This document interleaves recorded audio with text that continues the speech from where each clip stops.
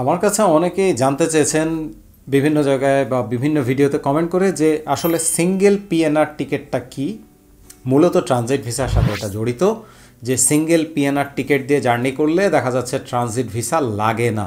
এই বিষয় নিয়ে আজকে আলোচনা করতে চলে এসেছি। তো সিঙ্গেল পিএনআর টিকিট এই বিষয়টা আসলে কি, প্রথমে বলছি সিঙ্গেল পিএনআর টিকিট নিয়ে যদি কারো ধারণা থেকে থাকে তাহলে তিনি বা তারা এই ভিডিওটি স্কিপ করতে পারেন, তাদের জন্য এই ভিডিওটি কাজে আসবে না।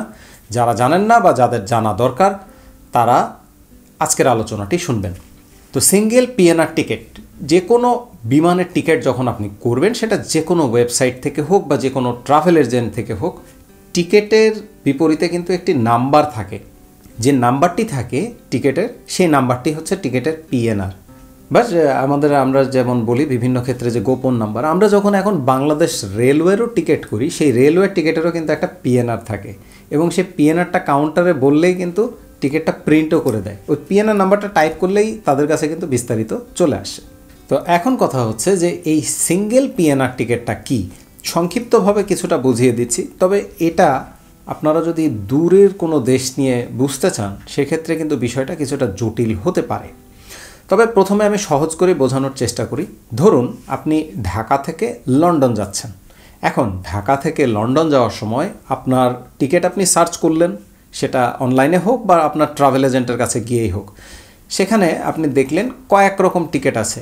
প্রথমে দেখা যাচ্ছে, আমি কিন্তু কোনো ভাড়ার বিষয় আসছি না, ভাড়া কোনটা কম কোনটা বেশি এটা ভিন্ন আলোচনা, এই আলোচনায় আমি আজকে ঢুকছি না। প্রথমত আপনি দেখলেন কাতার এয়ারওয়েজ আছে।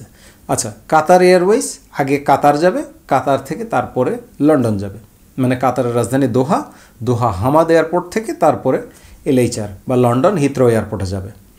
এরপরে আপনি দেখলেন কুয়েত এয়ারওয়েজ, কথা আমি বলছি, কুয়েত এয়ারওয়েজ কোথায় যাবে? কুয়েত সিটিতে যাবে। মানে ঢাকা থেকে আপনাকে উঠিয়ে নিয়ে প্রথমে কুয়েত সিটিতে যাবে, তারপর একটা নির্দিষ্ট সময় সেখানে থাকবে, 8 ঘন্টা 10 ঘন্টা 12 ঘন্টা 14 ঘন্টা 18 ঘন্টা। তারপর তারা সেখান থেকে লন্ডন হিথ্রো গিয়ে আপনাকে নামিয়ে দেবে। এরপরে আপনি দেখলেন এমিরেটস। এখন এমিরেটসও কিন্তু এই একই কাজ করবে তার দেশে, অর্থাৎ এমিরেটসের যে হাব, প্রত্যেকটা এয়ারলাইনই দেখা যায় যে এক দেশ থেকে যখন আরেক দেশে যায় তখন তার যে হাব এয়ারলাইন, মানে তার যে হাব অর্থাৎ তার কেন্দ্র যেটা, সেই কেন্দ্রে কিন্তু সে যায় রিফুয়েলিং এবং বিভিন্ন কারণে। তো এমিরেটস এয়ারলাইন্স কী করবে, আপনার ঢাকা থেকে ফ্লাইট আপনাকে উঠাবে, উঠিয়ে নিয়ে তারা দুবাই শহরে নিয়ে যাবে, দুবাই এয়ারপোর্টে নিয়ে আপনাকে নির্দিষ্ট একটা সময় রাখবে, ট্রানজিট সময় লেখা থাকে, সেটা 1 ঘন্টাও হতে পারে, 10 ঘন্টাও হতে পারে, 20 ঘন্টাও হতে পারে, এটা ফ্লাইট অনুযায়ী হয়ে থাকে। তো আপনাকে রেখে দিয়ে সেখানে 20 ঘন্টা রেখে দিল বা 2 ঘন্টা রেখে দিল, দিয়ে তারপর সেখান থেকে আরেকটি ফ্লাইটে করে বা আরেকটি বিমানে করে নিয়ে আপনাকে লন্ডন হিথ্রো এয়ারপোর্ট নামিয়ে দিল। এইবারে আসে এই যে বিভিন্ন ফ্লাইটগুলো দেখা গেল না, যেই টিকিটের ক্ষেত্রে আপনি দেখবেন, যখন আপনি টিকিট সার্চ করবেন দেখবেন যে একটি মাত্র টিকিটই দেখাচ্ছে যে টিকিটের পিএনআর কিন্তু সেম। আপনার ফ্লাইট দুইটা, ধরুন আমি এমিরেটসের কথাই বলি, এমিরেটস আপনি ঢাকা থেকে দুবাই যাচ্ছেন অর্থাৎ ডিএসি টু ডিএক্সবি, তারপরে আপনি যাচ্ছেন এলএইচআর অর্থাৎ লন্ডন হিথ্রো।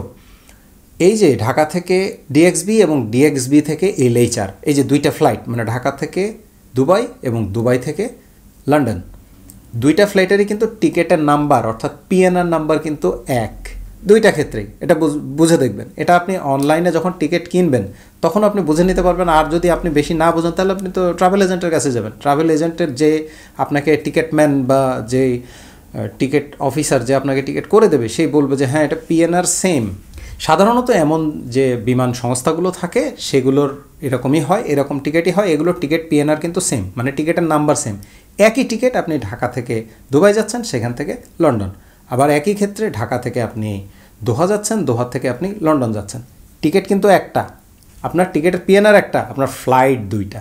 ফ্লাইট এরকম কিছু কিছু ক্ষেত্রে দেখা যায় 3টাও হতে পারে, যেমন ওই যে ইজিপ্ট অর্থাৎ মিশরের কিছু কিছু ফ্লাইট আছে এরকম, ঢাকা থেকে ইন্ডিয়ার কোথাও যাচ্ছে, সেখান থেকে যাচ্ছে দুবাই, দুবাই থেকে যাচ্ছে ইজিপ্ট, এরকমও হয়ে থাকে। এগুলো কোড শেয়ার ফ্লাইটও আছে। তো কোড শেয়ার ফ্লাইট আলাদা জিনিস, কিছুটা ব্যতিক্রম। তো কোড শেয়ারটা হচ্ছে অনেকটা এরকম, ধরেন ইজিপ্ট এয়ারের সাথে যেমন ইতিহাদ, এই দুইটা কোড শেয়ার ফ্লাইট শেয়ার করে। অর্থাৎ ইতিহাদ এয়ারওয়েজ কী করে, যেখানে ইতিহাদ আছে সে কিছু কিছু ইজিপ্ট এয়ার সেখানে যায় না, তো ইজিপ্ট এয়ারের প্যাসেঞ্জার সে আবার কিছু ক্যারি করে। তো এরকম দেখা যাচ্ছে কোড শেয়ার ফ্লাইটে কিন্তু কিছু ভাড়া কিন্তু কম হয়ে থাকে। তো এখন কোড শেয়ার ফ্লাইটেও দেখা যায় যে এরকম সিঙ্গেল পিএনআর টিকিট হয়। যদি সিঙ্গেল পিএনআর টিকিট হয় সেক্ষেত্রে দেখা যায় সাধারণত, আমি বলছি সাধারণত ট্রানজিট ভিসা লাগে না, বিশেষ করে এশিয়ার যে সমস্ত দেশগুলো আছে এগুলোতে লাগে না, অথবা এই যে মিডল ইস্টের যে কিছু দেশগুলো আছে এগুলোতেও লাগে না। তবে এরকম যে কোনো ক্ষেত্রে আপনারা অবশ্যই হালনাগাদ তথ্য জেনে নেবেন। আজকের তথ্য কালকের জন্য প্রযোজ্য নাও হতে পারে। আপনারা এটা বিমান সংস্থা যারা আছে, যে কোনো বিমান, ধরেন আপনি এমিরেটসে যাবেন, সরাসরি এমিরেটসে ফোন দিবেন। এখন গুগল করলে আপনি এমিরেটসের নাম্বার পেয়ে যাবেন, বাংলাদেশের এমিরেটস অফিস, সেখানে গুগল করে দেখে নাম্বারে ফোন দিবেন। ফোন দিয়ে বলবেন যে আমি যদি এই টিকিটটা কিনি, এই টিকিটের দামটা আমি কম দেখলাম, এই টিকিটটা আমি কিনতে চাই, এই টিকিটটা কিনলে কি আমি লন্ডনে যে যাবো, আমার 20 ঘন্টা ট্রানজিট আছে, আমার 20 ঘন্টা ট্রানজিটে কি আমার ভিসা লাগবে, বা এই 20 ঘন্টা আমি করবোটা কি, আমি কি ওই দেশে বেরোতে পারবো?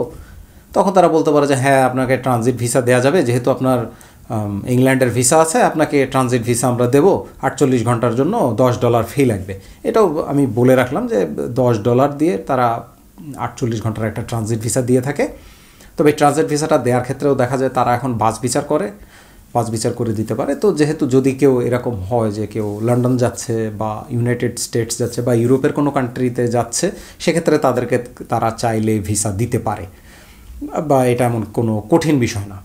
এবং আমার কাছে যেটা মনে হয়, এরকম ট্রানজিটে যারা ট্যুরিস্ট, তারা ট্রানজিটে যে দেশগুলো থাকবে সেই দেশগুলো ঘুরে ফেলবেন, ফটফট ঘুরে ফেলবেন। এবং এই যে 20 ঘন্টা 22 ঘন্টা ট্রানজিট এরকম যেগুলো থাকে, এগুলোতে একটা দেশ, মোটামুটি দেশ না, মানে একটা শহরের বেশ কিছু চৌম্বকীয় আকর্ষণীয় যে জায়গাগুলা, সেই জায়গাগুলো কিন্তু আপনারা ঘুরে ফেলতে পারবেন। এটা আমার কাছে মনে হয় একটা বেশ ভালো সুযোগ। এবং এগুলোর ভাড়াও কম হয়ে থাকে।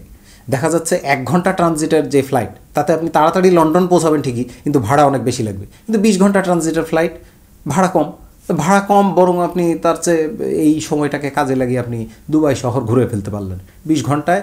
দেখা যাচ্ছে আপনার এয়ারপোর্ট থেকে বের হওয়া, ঢোকা, এইসব দিয়ে আপনি 3-4 ঘন্টাই বাদ দিলেন। তো 20 থেকে 4 গেলে কত? 16 ঘন্টা। 16 ঘন্টার মধ্যে ধরে নিচ্ছি 6 ঘন্টা আপনি ঘুমই পারলেন।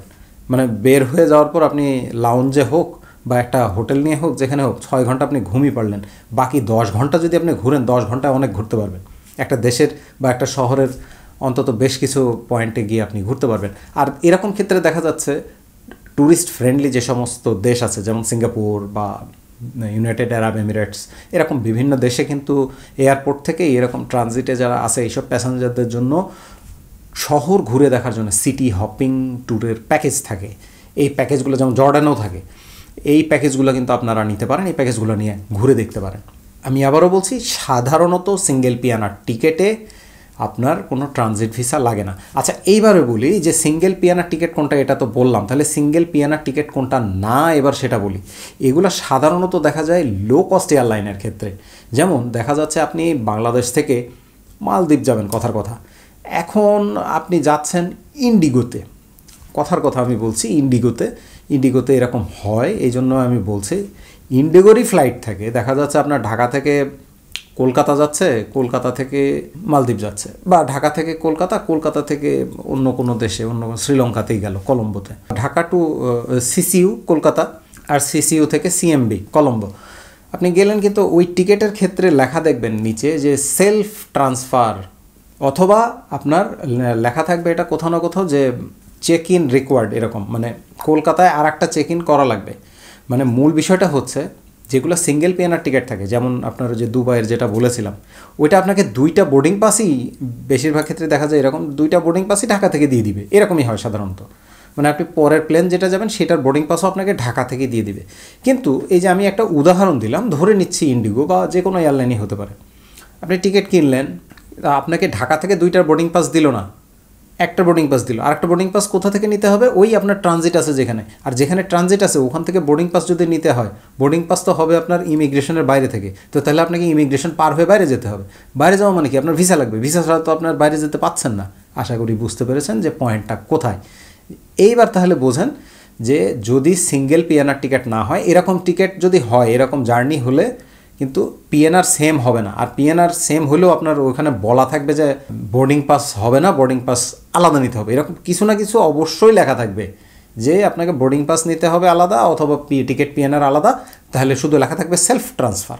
এই সেলফ ট্রান্সফার, এই একটা কথা দিয়ে আপনি বুঝে যাবেন যে সেলফ ট্রান্সফার মানে এক প্লেন থেকে আরেক প্লেনে যে উঠবেন আপনি, মাঝখানের যেখানে ট্রানজিট আছে সেখানে, সেটার দায়িত্ব আপনার, মানে সেলফ ট্রান্সফার।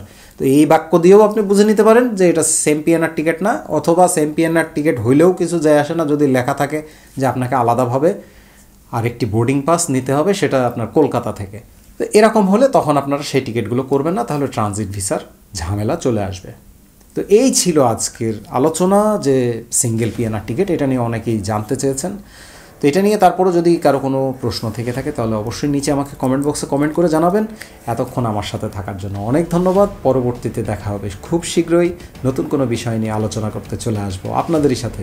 সে পর্যন্ত আপনাদের সবার সুস্থতা কামনা করে আজকে এখানেই বিদায় নিচ্ছি।